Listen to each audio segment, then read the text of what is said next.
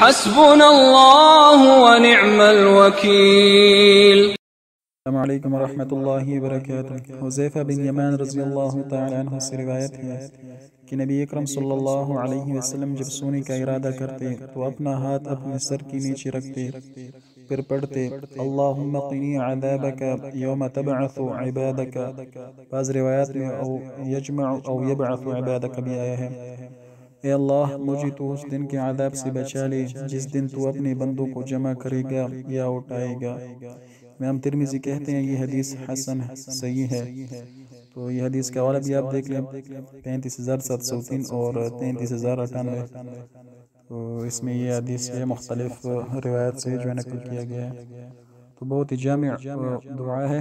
تو آپ جب بھی سوئیں تو یہ دعا لازمی پڑھیں، تو اللہ تعالیٰ ہمیں اس پر عمل کرنے کی توفیق عطا فرمائے۔ السلام علیکم ورحمۃ اللہ وبرکاتہ۔